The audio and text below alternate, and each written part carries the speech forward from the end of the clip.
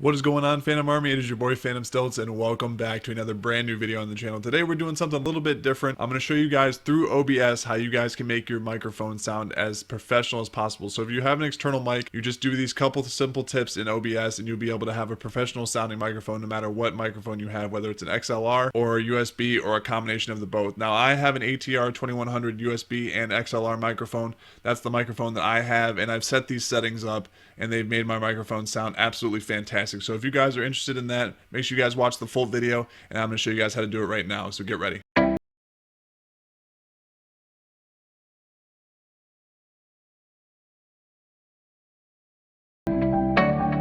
So here we are, guys. We are actually in OBS Studio now. I'm actually going to show you guys 3 filters that I'm going to put on my microphone that's going to make your microphone sound crisp, clear, and concise, and it's going to make it sound like a studio microphone rather than just the raw, unedited version of whatever you're recording. It's going to make your recordings or your gameplay or whatever you're recording, whatever you want to sound good, sound even better. So what we're going to do first is we're first going to make sure that our microphone is the one that's selected so we have an audio source to work with. So we're going to pull up our settings here in the settings tab down here in the right hand corner. Minimize this real quick. We're going to go to our audio tab, and our mic auxiliary audio device is what you want to look for. So mine is already selected, so you're going to want to scroll down here after you have installed your microphone and everything is installed, whether you have an XLR or a USB microphone.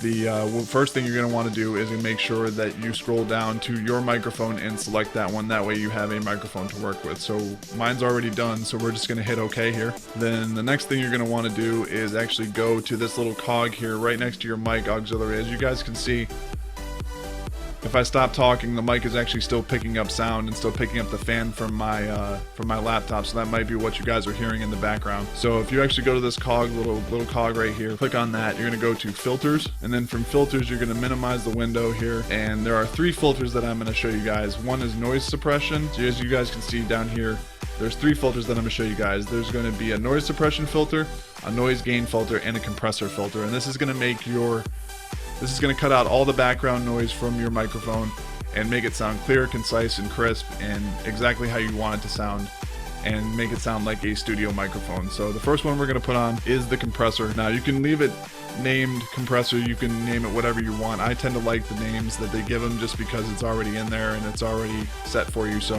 we'll go ahead and leave this named as compressor. So the compressor I actually like to leave at the default. It actually sounds really good in my microphone when you leave it as the default settings. But whatever you guys want to do, some of you might want to fiddle around with this. Just know that you can always reset the default settings and specifications for the compressor or any of the filters that I'm showing you guys right now by just hitting this little defaults tab right here. It'll set it back to default, and you guys will be able to use it at the default settings. So I like to leave it as the default. As you guys can probably hear, my microphone is actually sounding better already now that I had the compressor filter on here already. So that's how you add the compressor. And then, like I said, if you guys want to manipulate the settings, go for it. You can always reset it back to default, but it's really tailored to how you like your microphone and how you want your microphone to sound. So if you guys want to add the default settings, that's more than okay. If you guys want to fiddle around with it a little bit, feel free to. Like I said, you can always restore it back to the default settings. So that's the compressor, and then you're going to want to put a noise gate. Now the noise gate is basically what the noise gate does for you as a filter is it's going to shut your microphone off when you're not talking. So it's going to pick up the decibels for the closed threshold and the open threshold. So when you get loud enough, the microphone's going to turn on and you're going to be able to hear audio and you speaking. When the closed threshold comes on, the microphone is going to shut off. So when you're not talking, it's not picking up any unwanted sound, any unwanted sound or anything like that. So that's what the noise suppression, or that's what the noise gate filter does for you. And then the last filter that we're going to put on is the noise suppression. Now the noise suppression does a little bit what the noise gate one does. It suppresses sound. The default setting is actually at -30. I actually like my noise suppression a little bit lower. I like it at like -20.